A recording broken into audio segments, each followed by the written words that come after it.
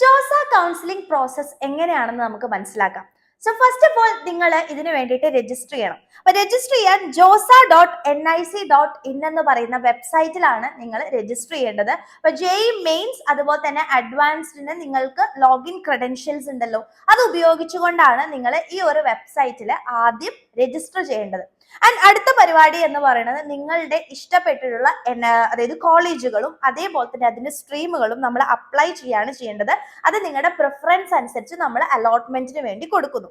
അതിനുശേഷം ഇവരൊരു mock allotment തരും. അതായത് നിങ്ങൾ കൊടുത്തിട്ടുള്ള ചോയ്സസിനനുസരിച്ചിട്ട് ഏത് കോളേജാണ് നിങ്ങൾക്ക് കിട്ടാൻ വേണ്ടിയിട്ട് സാധ്യത ഉള്ളതെന്ന് അവരൊന്ന് പറഞ്ഞു തരും. സോ അതിനനുസരിച്ച് നിങ്ങൾക്ക് നിങ്ങളുടെ ചോയ്സസിൽ എന്തെങ്കിലും വ്യത്യാസങ്ങൾ വരുത്തണമെങ്കിൽ വേഗം തന്നെ വരുത്തി നിങ്ങൾക്ക് ഫൈനൽ സബ്മിഷൻ കൊടുക്കാൻ വേണ്ടി പറ്റും. അതിനുശേഷം നിങ്ങൾ നിങ്ങളുടെ ചോയ്സസ് ലോക്ക് ചെയ്യാണ്. ദാറ്റ് ഈസ് നമ്മുടെ final submission for the choices. നിങ്ങൾക്ക് ഇഷ്ടപ്പെട്ട കോളേജുകളും കാര്യങ്ങളും സ്ട്രീമുകളും ഒക്കെ കൊടുത്ത് നമ്മൾ ആ ചോയ്സസ് ലോക്ക് ചെയ്യാണ് ചെയ്യുക.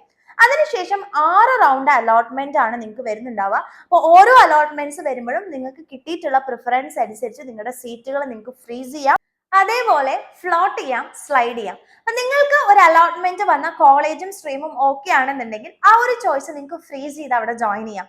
ഈ രണ്ടാമത്തെ സാധനമാണ് ഫ്ലോട്ടിംഗ് എന്ന് പറയുന്നത്. നിങ്ങൾക്ക് ആ കോളേജ് ഇഷ്ടമായില്ല, വേറെ കോളേജ് നോക്കണം എന്നുണ്ടെങ്കിൽ നിങ്ങൾക്ക് ചൂസ് ചെയ്യാവുന്ന ഓപ്ഷൻ ആണ് ഫ്ലോട്ട് എന്ന് പറയുന്നത്.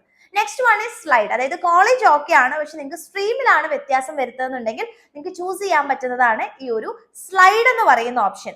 അതിനുശേഷം നിങ്ങൾ അലോട്ട്മെന്റിനനുസരിച്ചിട്ട് സീറ്റ് ആക്സെപ്റ്റ് ചെയ്ത് കഴിഞ്ഞാൽ ഒരു ഫീ ഉണ്ട്, അതായത് ആക്സെപ്റ്റൻസ് ഫീ നമുക്ക് പേ ചെയ്യേണ്ടി വരും. അതിനുശേഷം നിങ്ങൾക്ക് വെരിഫൈ ചെയ്യാനുള്ള ഡോക്യുമെന്റ്സ്, അവർ ചോദിക്കുന്ന എല്ലാ ഡോക്യുമെന്റ്സും റെഡിയാക്കി വെക്കേണ്ടതുണ്ട്, അത് വെരിഫിക്കേഷന് കൊടുക്കേണ്ടതുണ്ട്. ആൻഡ് അതിനുശേഷം ലാസ്റ്റ് ആയിട്ട് നിങ്ങൾക്ക് ഒരു ഓൺലൈൻ ആയിട്ടും ഓഫ്ലൈൻ ആയിട്ടും ഒരു ഇന്റർവ്യൂ ഉണ്ടായിരിക്കും. അതായത് വേറൊന്നല്ല, ഓൺലൈൻ ആയിട്ട് നിങ്ങൾ ആ കോളേജുമായിട്ട് കുറച്ച് ഡീറ്റെയിൽസും കാര്യങ്ങളും വെരിഫൈ ചെയ്യാൻ വേണ്ടി മാത്രമാണ്. അതിനുശേഷം നിങ്ങൾ ഓഫ്ലൈൻ ആയിട്ട് ക്യാമ്പസിൽ പോയിട്ട് വെരിഫൈ ചെയ്ത് ജോയിൻ ചെയ്യുക. ഇതാണ് നമ്മളുടെ ഈ ഒരു ജോസ കൗൺസിലിംഗിന്റെ പ്രോസസ്സ് എന്ന് പറയുന്നത്. അപ്പൊ ഇതുപോലെയുള്ള ഇൻട്രസ്റ്റിംഗ് ആയിട്ടുള്ള വീഡിയോസും കാര്യങ്ങളും നിങ്ങൾക്ക് വേണമെങ്കിൽ ഉറപ്പായിട്ടും ലൈക്ക് ചെയ്യുക ആൻഡ് കമന്റ് ചെയ്യുക.